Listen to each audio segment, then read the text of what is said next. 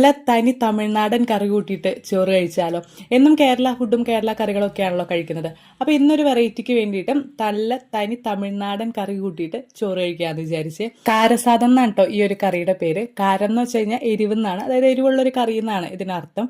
അപ്പോൾ ഇത് കഴിഞ്ഞ ദിവസം എൻ്റെ വീടിൻ്റെ അടുത്തുള്ള ചേച്ചി എനിക്ക് ടേസ്റ്റ് ചെയ്യാൻ തന്നതാണ് ഈ കറി. അപ്പോൾ അങ്ങനെ ടേസ്റ്റ് ചെയ്തപ്പോൾ ഭയങ്കര ഇഷ്ടപ്പെട്ട് പിന്നെ അവരോട് റെസിപ്പി ചോദിച്ചിട്ട് ഞാൻ ഉണ്ടാക്കുന്നതാണ് കേട്ടോ. അപ്പോൾ തുടങ്ങിയാലോ.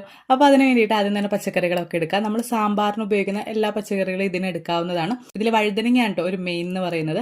അപ്പോൾ അങ്ങനെ വഴുതനങ്ങ, തക്കാളി, ചെറിയ ഉള്ളി, വെളുത്തുള്ളി, അതുപോലെ തന്നെ ഉരുളക്കിഴങ്ങ്, പിന്നെ മുരിങ്ങാക്കോൽ ഉണ്ടെങ്കിൽ അതും എടുക്കാം. പിന്നെ ഇവരിതിൽ യൂസ് ചെയ്യുന്നത് വൻപയറാണ്. അപ്പോൾ ഞാനിവിടെ വൻപയറിന് പകരം നമ്മുടെ ചക്കക്കുരുവാണ് എടുത്തിരിക്കുന്നത്. അപ്പോൾ അങ്ങനെ ഇതെല്ലാം കഴുകി അതിൻ്റെ തൊലിയെല്ലാം കളഞ്ഞെടുക്കുക. ഇതിൽ തക്കാളിയും വഴുതനങ്ങയും ഉരുളക്കിഴങ്ങും മാത്രം അരിഞ്ഞെടുത്താൽ മതി കേട്ടോ. ഈ ചെറിയുള്ളിയും വെളുത്തുള്ളിയും ഒന്നും അരിയേണ്ട ആവശ്യമില്ല. തമിഴ്നാട്ടിലുണ്ടല്ലോ ഈ കറികളിലൊന്നും ഈ ഉള്ളി, വെളുത്തുള്ളി ഇതൊന്നും ഇവർ അരിയില്ല കേട്ടോ. ഇതിങ്ങനെ തന്നെ മുഴുവൻ ഇട്ടിട്ടാണ് ഇവർ കറികളെല്ലാം വെക്കുന്നത്. അപ്പോൾ അതുകൊണ്ട് അതൊന്നും അരിയേണ്ട ആവശ്യമില്ല.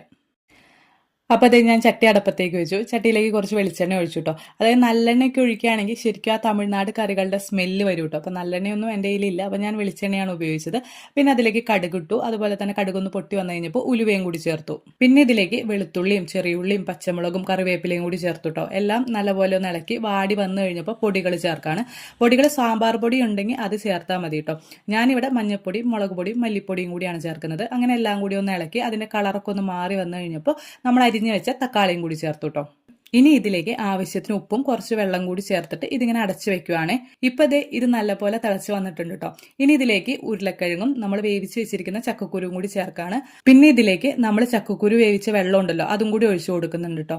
പിന്നെ കുറച്ച് പുളി എടുത്തിട്ട് അത് പിഴിഞ്ഞ് പുളിയുടെ വെള്ളം കൂടി ഇതിലേക്ക് ചേർക്കുന്നുണ്ട്. ഇനി ഇത് മൂടി വെച്ചിട്ട് ഇതെല്ലാം കൂടി നല്ലപോലെ ഒന്ന് തിളക്കട്ടെ. അങ്ങനെ എല്ലാം നല്ലപോലെ തിളച്ച് വന്നു കഴിഞ്ഞപ്പോൾ ഉണ്ടല്ലോ ഇങ്ങനെ വഴുതനങ്ങ നീളത്തിൽ അരിഞ്ഞിട്ട് അതും കൂടി ചേർക്കുന്നുണ്ട് കേട്ടോ. ഇനി എല്ലാം കൂടി ഒന്ന് ഇളക്കി കുറച്ച് സമയം മൂടി വെച്ച് തിളപ്പിച്ചെടുക്കാം കേട്ടോ. അപ്പോൾ നമ്മുടെ കറി റെഡി ആയിട്ടോ. സംഭവം അടിപൊളിയാണ് കേട്ടോ. ചോറിൻ്റെ കൂടെ കഴിക്കാനായിട്ട് അടിപൊളി കറിയാണ്. പൊന്നിയരി ആണെങ്കിൽ കുറച്ചുകൂടി രസം ഉണ്ടാവും കേട്ടോ. ഇതൊരു തമിഴ്നാട് കറിയാണ്, അല്ലെങ്കിൽ ഇതിൽ വഴുതനങ്ങ ഇട്ടൊരു കറിയാണ് എന്ന് വിചാരിച്ചിട്ട് ഇത് ട്രൈ ചെയ്യാതിരിക്കരുത്. എന്തായാലും ഒന്ന് ട്രൈ ചെയ്ത് നോക്കണം കേട്ടോ. സംഭവം അടിപൊളി ടേസ്റ്റാണ്. അപ്പോൾ വീഡിയോ ഇഷ്ടപ്പെട്ടാൽ ലൈക്ക് ചെയ്യുക. ഇതുപോലുള്ള തമിഴ്നാട് കറികളും വിശേഷങ്ങളൊക്കെ ഇഷ്ടമാണെങ്കിൽ ഒന്ന് സബ്സ്ക്രൈബ് ചെയ്തോളൂ കേട്ടോ.